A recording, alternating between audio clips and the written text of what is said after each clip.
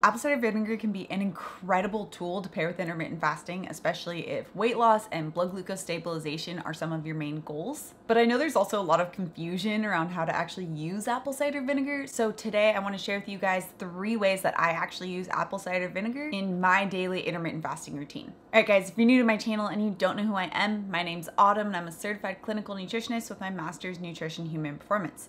On my channel, I'm typically talking about the science-backed and holistic methods that you can use to achieve your wellness dreams. So if you have a wellness goal in mind, make sure you subscribe. Okay, but first, what are like the actual perks of apple cider vinegar? It's a very trendy type of ingredient, but are there actually studied benefits of it? So especially with intermittent fasting, where one of the main goals of intermittent fasting is stabilizing blood glucose levels, helping to reduce the insulin response in order to tap into fat burning mechanisms, apple cider vinegar can help further that. And considering that insulin, our storing hormone, is one of the main driving factors in determining if your body is actually going to be burning fat as fuel or not, and the fact that our blood glucose levels will determine how much of that insulin is going to be secreted, the fact that apple cider vinegar can help with that can only further your weight loss goals. And I dive much deeper into the science behind apple cider vinegar and how it can actually be a tool to use with intermittent fasting in a previous video that you can check out right here. But today I really want to dive into how you can actually actionably use apple cider vinegar. Okay, so the first is diluted apple cider vinegar with water. Now this is probably the most common method of using apple cider vinegar, and I never recommend just taking straight shots of apple cider vinegar, mostly because this can cause some pretty extreme GI upset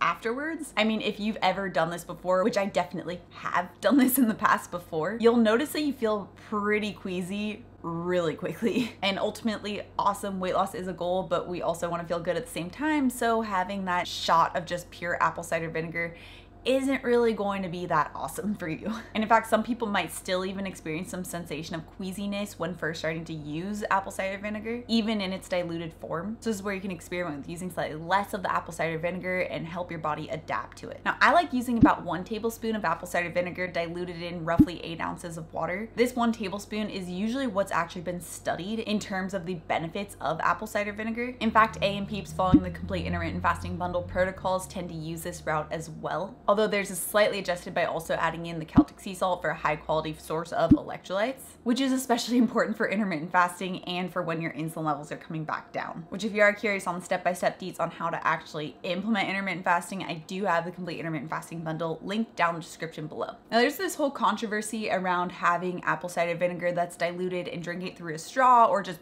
drinking it from a cup. And I personally don't drink it through a straw, but I know that many others like to do that because of the possible issues of damage to the enamel from apple cider vinegar. And if you prefer that, that's totally fine. But I also wanted to just bring a little bit of clarity to this subject, so I did a little bit of research looking into this idea of apple cider vinegar and issues with your enamel. I wanted to see if there was actually some merit to this claim or if it was just something that is suggested, because I personally have not experienced any issues with my enamel, and I've been drinking apple cider vinegar diluted for quite some time now. Now there's one study that found that soaking wisdom teeth in various types of vinegars for 8 hours did have a negative effect on tooth enamel. However, it's super important to understand that this was done in a lab where it wasn't done in a mouth, which means that it also didn't factor in the buffering effect that saliva has on acids. It was also done with undiluted vinegar, and it was also done for 8 hours straight. So there's not a lot of crossover here. It is interesting to note, but it isn't necessarily relevant to real life. There was also a specific case of a 15-year-old girl who was drinking around 1 cup of undiluted apple cider vinegar a day, and she did experience some issues with dental erosion. But this was 1 cup of undiluted apple cider vinegar. That's about 16 times the amount that you would be having with the 1 tablespoon that's diluted in water per day. And it's undiluted,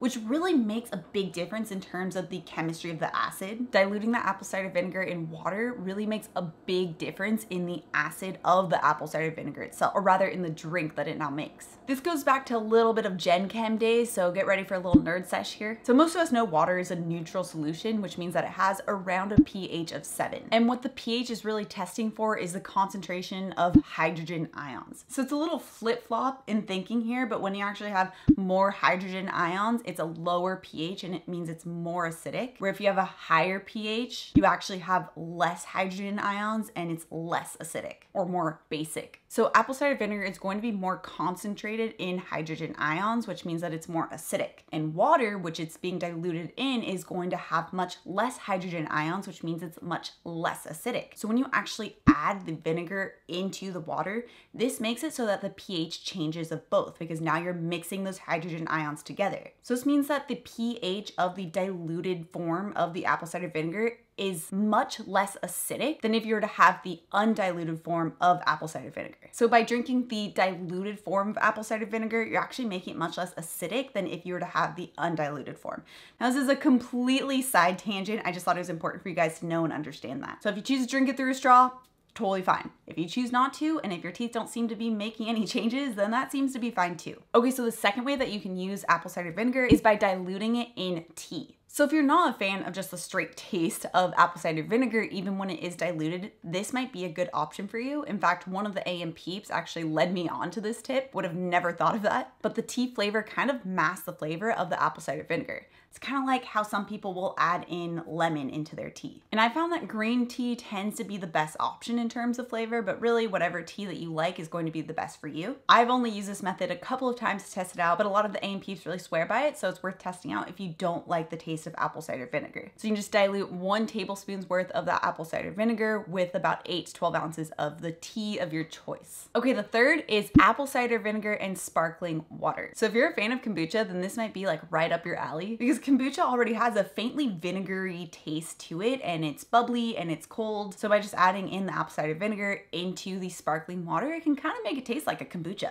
I always use unflavored, unsweetened sparkling water. In fact, I have this almost every night to go along with my dinner. And you can combine that 8 to 12 ounces of sparkling water with that 1 tablespoon of apple cider vinegar. And as long as you're not adding any sweetener to any of these 3 options, then this is also a great option to have right before you break your fast, because it's not going to break your fast. Plus, you get those blood glucose stabilizing perks, which is huge. Now, I definitely don't recommend the supplement form or the gummy version of apple cider vinegar. I get that question a lot. So if you're interested on the details for why I don't recommend it, you should definitely check out this video next right here. Also, if you're new to my channel and you love the science-backed information, make sure you subscribe right here. Come out with new videos every Tuesday and Thursday. All right, guys, thanks so much for tuning in, and I'll see you in my next video.